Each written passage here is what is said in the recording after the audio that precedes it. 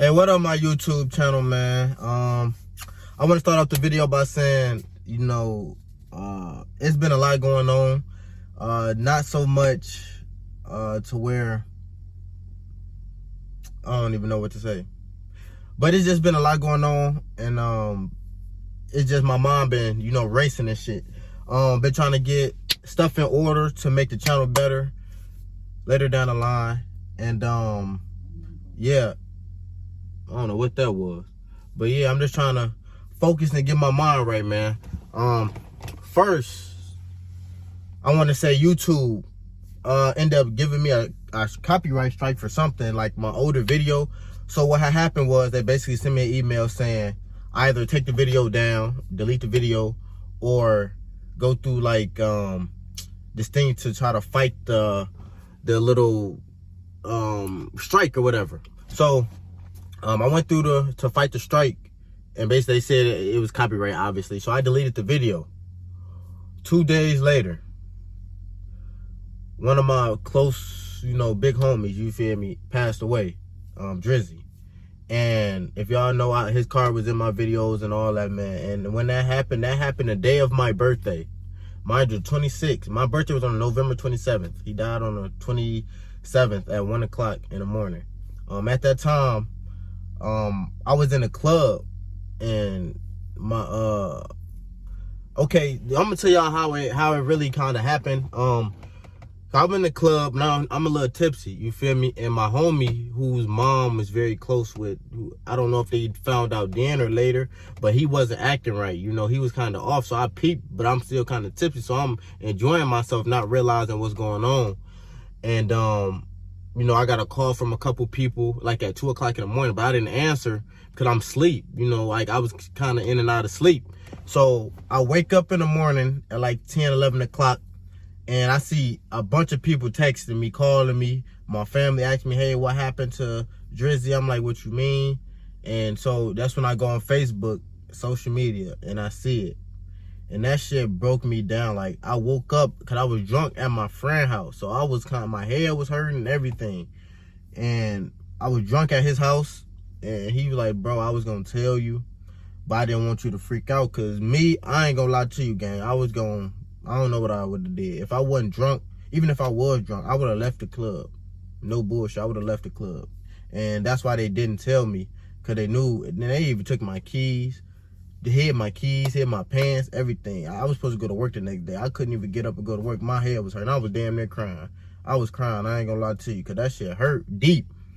So that happened, and it was just a lot going on at one time. And then you got to think, I was having like financial problems at the time because I wasn't working a lot, So that shit was on your mind. Like, as I'm a real nigga with this shit, so a lot of shit happened, and I'm just like, I'm stuck. I don't know exactly what to do, and I'm stuck because a lot of stuff is happening back to back. It seemed like every day something bad was happening, and I'm really a strong believer in, things happen for a reason, and everybody gonna get over everything in life. So that's what I'm doing right now. I'm just trying to get over a lot of shit, and I'd never get over that because that was like my big homie. Like, that was my inspiration YouTube wise. He told me to drop every day.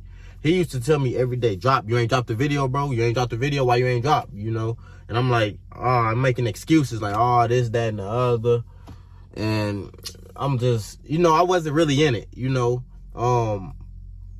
and I don't know, man. It just hurt, it hurt, and it still hurt to this day, and it's gonna hurt. You feel me? Like in my window, I got an obituary. My homie Fonzo ended up giving me. I'm not gonna move it because it's kind of flimsy and shit. And I got one of my Grandpa Sanchez, which is one of my best friends, Grandpa. And this is actually the rose that my boy Fonzo, shout out to Fonzo, ended up giving me. That was at Drizzy's thing. So I couldn't make it because I was at work and they wouldn't let me out of work, no matter what. I tried to lie. My parents wouldn't even let me go. They didn't even want me to go. And so, yeah, so I just could not get out of work. I really wasn't even gonna go to work, but if I didn't go to work, I was gonna get fired. So I said I was gonna go half a day and then go to the funeral. But when I got here, they was like, you not leaving. Like, my pops, I work with my dad, so he was like, no, you're not leaving. So anyway,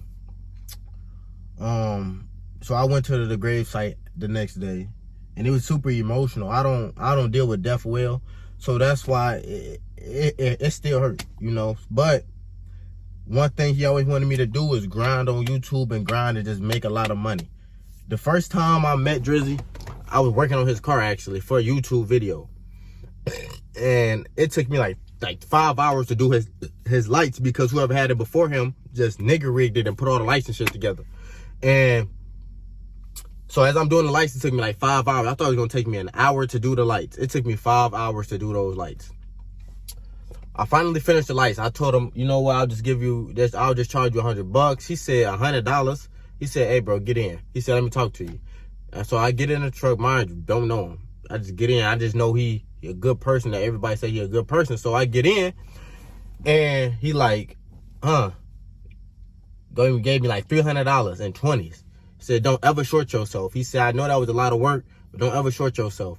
Whatever your work quality costs, that's what a motherfucker gonna have to pay you. And from then on, bro, I'm like, you a solid ass nigga. I'm like, I appreciate that for real, for real. And I just been locked in with him ever since. Then we started riding bikes. He made me literally, bro, because I knew how to ride dirt bikes, but I really didn't know how to ride. He made me go and buy a dirt bike, not a YZ. It was I forgot what kind of bike it was. I forgot what kind of my first dirt bike, bro, like I bought. I forgot. It was a 125 though, but I don't know if it was a Suzuki 125. It was yellow. And he sent it to me. He was like, man, this is a good starter bike. He wanted 2000. I went and got it for 1500. Went and first person, look, I pulled up on him. He taught me how to ride that bike. Him and my boy Steven and Dino. They all taught me how to ride this bike, bro. And ever since then, bro, I love riding. Yeah, I fell a couple times, but every time I fell, I swear to God, I fell one time. Drizzy said, get up and pop the clutch. Because I was trying to learn how to wheelie it. I fell, and he said, get up, pop the clutch. I got up, popped the clutch, and ever since that, we just riding, man. Every time I'm out, I would literally, from the west side of Joliet, go all the way to the hill on my bike. Ride that bitch, a 125 Suzuki that was, when it tuned or nothing, so that it could have blew up any second. I barely know how to ride it. But Drizzy, hey man, slide over here, or I'll slide on you, woo-woo. And we riding. We ride throughout the whole town, man. That shit was fun as fuck. And it's just sad that this shit happened. And it happened at a time where he literally called me 2 days before that. When I was, when that other bad shit had happened. He was like, yeah, you should get on my party bus with me because his birthday is on the 6th. So I'm like, all right, cool. And that shit happened on my birthday, bro. I was so devastated. My whole day was fucked up. But I don't want to drag this video on because, you know, I don't really like talking about shit like that. But, you know, sometimes you got to get that shit out. As a man, as a woman, as anybody, you going to have to talk your feelings and shit out sometime. Especially to people. And he wanted me.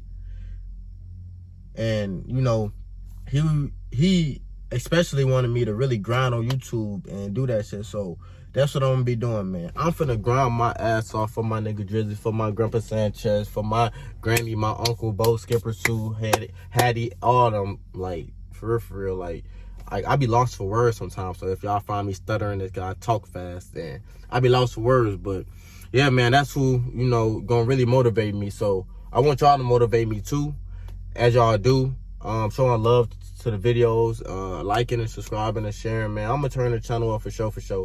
I ended up deleting all my videos. Like I personally did, because copyright strike on that one video I had to delete, and I was just emotionally fucked up.